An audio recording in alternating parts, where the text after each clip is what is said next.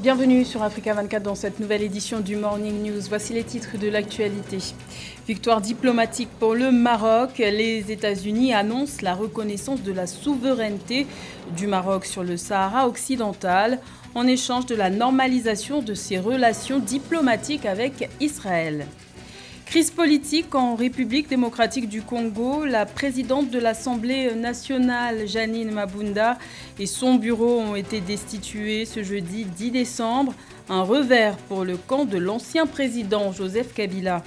Et le Niger est actuellement le pays le moins électrifié de l'espace UEMOA. Mais les choses pourraient changer grâce à la réalisation d'un pipeline Niger-Bénin. Ce projet devrait multiplier par 6 la production quotidienne de barils d'ici 2024. Mais tout d'abord, en République du Congo, le président Denis Sassou Nguesso a été désigné candidat à la prochaine élection présidentielle par les 17 partis qui composent sa majorité présidentielle. Une désignation sans surprise puisque le principal parti de la majorité présidentielle, le PCT, l'avait déjà investi candidat dès son congrès de décembre 2019. L'élection présidentielle congolaise est prévue pour mars 2021. Notons que le président Denis Sassou Nguesso ne s'est pas encore prononcé concernant cette désignation. Il pourrait notamment le faire lors de son discours à la nation prévu le 19 décembre. Normalisation annoncée des relations entre le Maroc et Israël, un coup diplomatique orchestré par les États-Unis dans le cadre de leur plan de paix au Proche-Orient. En échange, les États-Unis se sont engagés à reconnaître la souveraineté marocaine sur le Sahara occidental, une décision fermement condamnée par le Front Polisario Filomentine. Le Maroc, quatrième pays arabe après les Émirats arabes unis, Bahreïn et le Soudan à avoir amorcé un rapprochement diplomatique avec Israël. Le royaume chérifien s'est engagé à normaliser ses relations avec l'État hébreu. En contrepartie, le Maroc obtient la reconnaissance de sa souveraineté sur le Sahara occidental par le président américain Donald Trump. Contrairement aux autres États du monde arabo-musulman, le Maroc a toujours entretenu des relations secrètes avec l'État d'Israël depuis l'époque du roi Hassan II en 1986. Et évidemment, il a fallu les incidents de 1995 avec la deuxième guerre de l'Intifada pour que le Maroc puisse revoir sa coopération bilatérale avec Israël. Dans un communiqué du Palais Royal, le Maroc a confirmé qu'il allait reprendre les contacts officiels et les relations diplomatiques dans les meilleurs délais avec Israël. Par ailleurs, le Front Polisario, mouvement indépendantiste qui revendiquait jusque-là l'indépendance du Sahara occidental, condamne fermement la position de Donald Trump, attribuant au Maroc la souveraineté sur l'ancienne colonie espagnole. Cette décision de reconnaissance de l'autorité du Maroc sur le Sahara occidental vient renforcer davantage la présence américaine, évidemment, dans la zone. Donc il faut voir dans cette décision la pénétration, notamment des États-Unis, dans le Maghreb, à travers le Maroc, qui va avoir un rôle important dans le cadre du rayonnement de la diplomatie américaine dans la zone. Pour rappel, depuis environ un mois, un regain de tension est observé dans le Sahara occidental après des incidents entre le Front Polisario et les forces armées royales du Maroc dans la zone tampon de Guerguerat, située à l'extrême sud-ouest du Sahara occidental sous contrôle marocain et frontalière avec la Mauritanie. Toujours concernant la reprise des relations diplomatiques entre le Maroc et Israël, l'Organisation des Nations Unies a fait savoir par la voix de son porte-parole Antonio Guterres, secrétaire général des Nations Unies, que sa position concernant le dossier du Sahara occidental reste inchangée et que la solution à cette question pourrait être trouvée sur la base des résolutions du Conseil de sécurité. L'ONU invite le Maroc et le Front Polisario à éviter toute action qui pourrait aggraver cette situation déjà tendue alors que les discussions sont au point mort depuis plus d'un an et demi. La menace planait depuis plusieurs jours. Elle a été mise à exécution ce jeudi 10 décembre en République démocratique du Congo. La présidente de l'Assemblée nationale, Janine Mabunda, a été destituée avec son bureau. Une étape cruciale dans l'offensive de la plateforme Cap pour le changement du président Félix Tshisekedi qui cherche à renverser la majorité parlementaire fidèle à l'ancien président Joseph Kabila. Reportage de notre correspondant Jacob Boka, commentaire Philomène Tiné. C'est avec 281 voix pour et 200 contre que le bureau de l'Assemblée nationale, avec en tête Janine Mabunda, a été destitué ce jeudi 10 décembre. C'est à la suite d'une pétition initiée par le député Mouindo du Mouvement de libération pour le Congo que le bureau de la Chambre basse est tombé.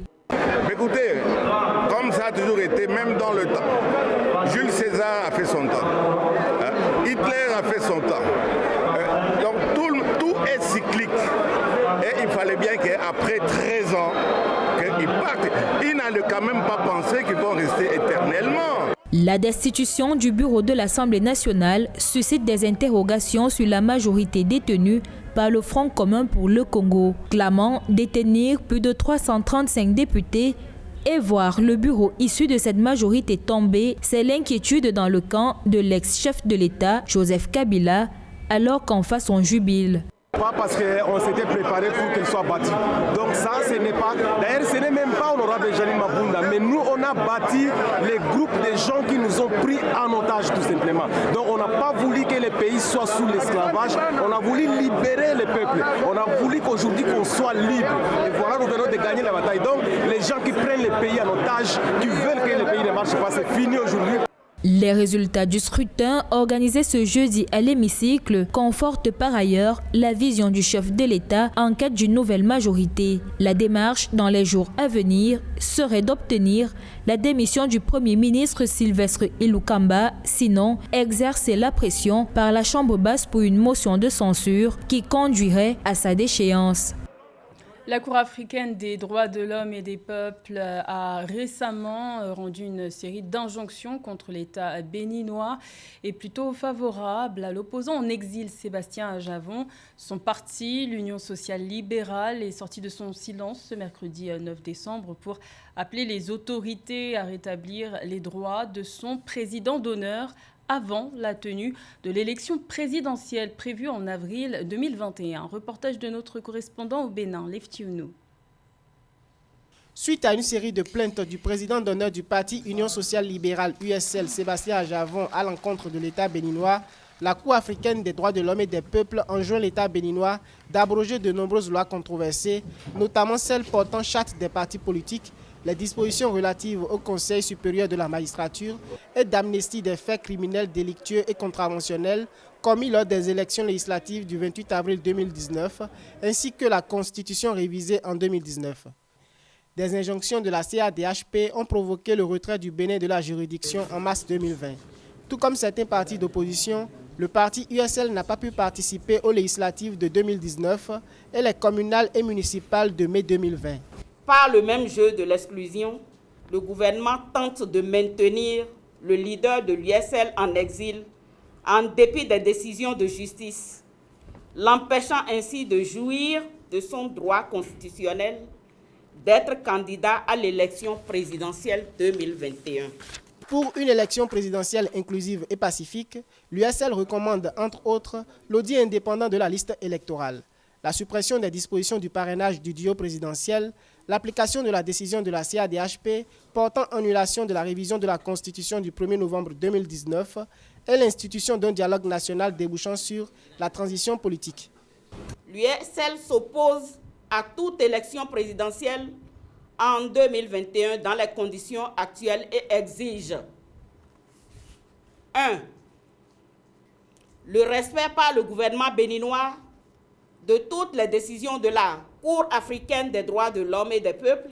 A noter qu'en décembre 2018, suite à une plainte de Sébastien Ajavon, la CADHP a ordonné le gel de la décision de condamnation à 20 ans de prison pour trafic de drogue le 18 octobre 2018 par la Cour de répression des infractions économiques et du terrorisme CRIET.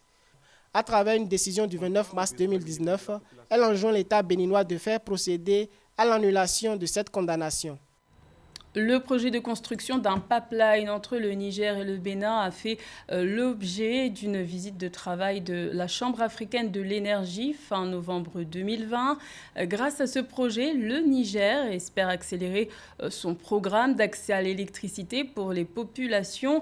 Actuellement, le taux d'électrification est de moins de 20%. Les précisions de Lorita Simbou.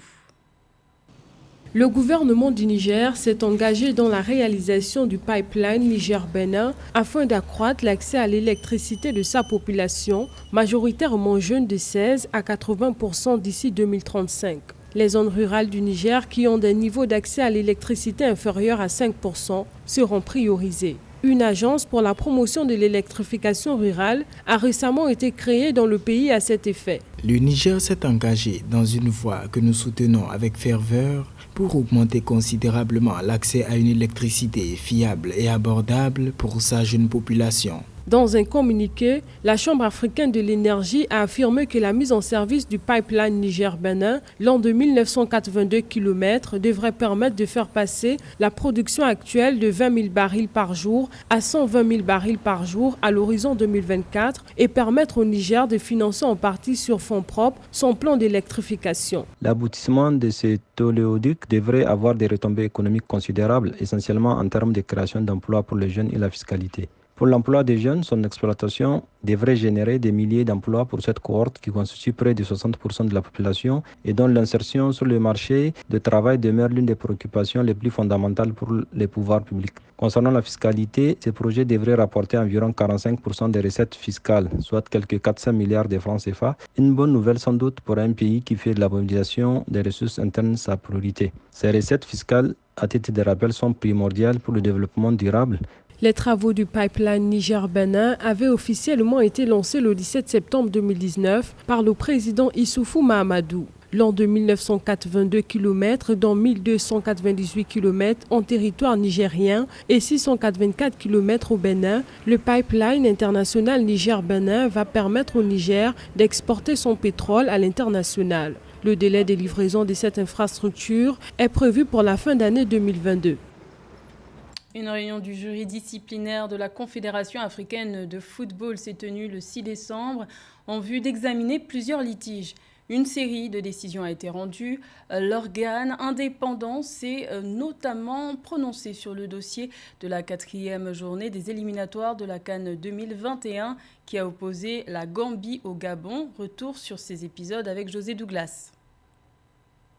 D'abord, pour le match Pyramide FC contre Oroya AC, disputé le 20 novembre, dans le cadre de la 17e édition de la Coupe de la Confédération, un test antidopage positif pour Ibrahim Hassan Abdelatif de Pyramide FC. Le jury disciplinaire de la CAF a décidé de suspendre le joueur pour une durée de 2 ans, dont 22 mois avec sursis. Le match Gambie-Gabon, 4e journée des éliminatoires de la CAN Total Cameroun 2021. À leur arrivée en Gambie, les joueurs de l'équipe nationale gabonaise sont restés bloqués à l'aéroport pendant plus de 5 heures. La fédération gambienne n'a pas respecté les valeurs de loyauté, d'intégrité sportive et les règles de fair play concernant l'accueil de la délégation gabonaise. Que disait le sélectionneur gabonais justement? On a couché au sol. Le groupe fatigué, bien sûr, ils ont dormi 4 heures. Bien sûr que ça a de grosses incidences sur la prestation de l'équipe. Le jury disciplinaire de la CAF a décidé d'infliger à la fédération gambienne une amende de 100 000 USD, dont 50 000 avec sursis, à condition que la fédération gambienne ne soit pas reconnue coupable d'une infraction similaire au cours des 24 prochains mois. Autre réaction du sélectionneur. Donc c'est atteinte à la plus grande moralité d'un sportif ou d'un humain qui voyage d'un pays à l'autre et qui peut logiquement prendre son passeport et continuer sa route. Bénin Lesotho, toujours pour les éliminatoires de la CAN au Cameroun. À la fin du match, les spectateurs béninois ont envahi la main courante. Ils ont débordé les officiers de police déployés à l'une des portes et sont entrés dans les zones 1 et 2. Les responsables de sécurité étaient obligés d'appeler des renforts pour les faire évacuer. Le jury disciplinaire de la CAF a décidé d'imposer une amende de 10 000 USD au Bénin pour défaillance sécuritaire lors de ce match.